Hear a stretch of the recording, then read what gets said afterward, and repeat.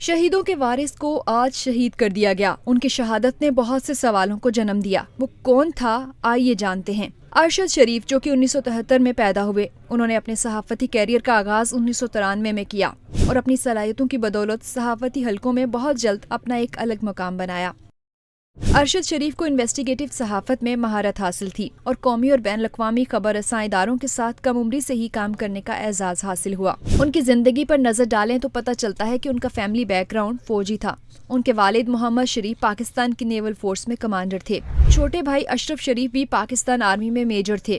ان کے والد محمد شریف کا سال 2011 میں جب حرکت قلب بند ہونے سے انتقال ہوا تو ارشد شریف کے بھائی میجر اشرف شریف بنوں سے، جہاں وہ تعینات تھے، والد کے جنازے میں شرکت کے لیے آ رہے تھے کہ راستے میں کالعدم تحریک طالبان پاکستان کے ایک حملے میں شہید ہو گئے۔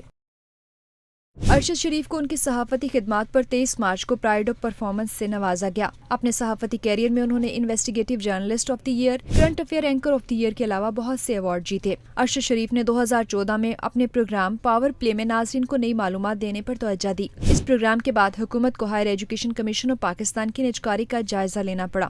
انہوں نے موٹر وے کا منصوبہ احتساب کمیشن کے سیف الرحمان کو دیے جانے کے بارے میں ایک اور خبر بریک کی تھی اور سیف الرحمان اور چائنا میں نیشنل ہائی وے اتھارٹی کے چیئرمین کے دستخط شدہ دستاویزات کو چینی سرمایہ کاری کمپنی میں عام کیا۔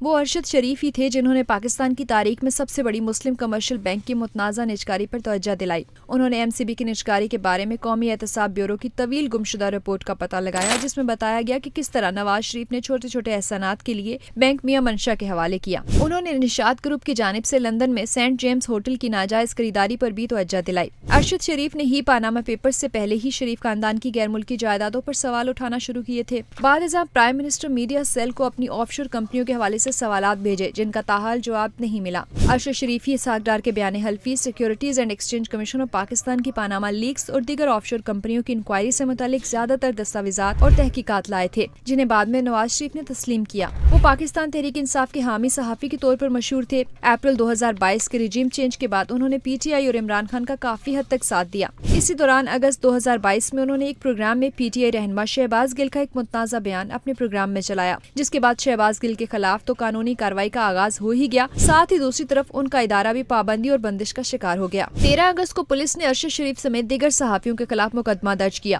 یہ مقدمہ PTI رہنما شہباز گل کی جانب سے اس TV چینل پر دیے گئے ایک بیان کے بعد درج ہوا اور گل پر مسلح افواج کے اراکین کو بغاوت پر اکسانے کے الزامات عائد کیے گئے تھے۔ مقدمے کے اندراج کے بعد اشرف شریف نے پاکستان چھوڑ دیا، اگرچہ دیگر صحافی ملک میں ہی رہے۔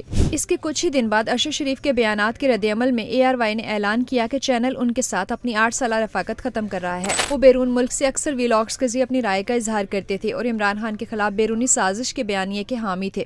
عمران خان کے خلاف تحریک عدم اعتماد کی کامیابی کے بعد انہوں نے دعویٰ کیا تھا کہ انہیں FIA کی جانب سے ہراسانی کا سامنا ہے۔ ان کی درخواست پر اسلام آباد ہائی کورٹ نے FIA کو صحافیوں کے خلاف شکایت کی صورت میں صحافتی تنظیموں کے ساتھ رابطہ کرنے کا حکم دیا تھا۔ ارشد شریف کے وکیل فیصل چودھری کی جانب سے دائر درخواست میں موقف اپنایا گیا کہ ان کے موکل کو ذرائع سے معلوم ہوا ہے کہ موجودہ حکومت نے ان کو سبق سکھانے کا فیصلہ کیا ہے اور ان کو گرفتار کیا جا سکتا ہے، جس کی وجہ ارشد شریف کی رپورٹنگ اور حکومت پر تنقید بتائی گئی۔ درخواست کے مطابق ارشد شریف ذرائع سے ملنے والی ان معلومات کے بعد ڈرے ہوئے تھے، کیونکہ سول کپڑوں میں ملبوس افراد ان کے گھر اور خاندان کی نگرانی کر رہے ہیں۔ تاہم FIA کا دعویٰ ہے کہ اس نے نہ تو ارشد شریف کو گرفتار کیا اور نہ ہی انہیں ہراساں کیا گیا۔ عدالتی حکام کے مطابق FIA کے ڈائریکٹر نے بتایا کہ درخواست گزار کے خلاف کوئی مقدمہ درج نہیں۔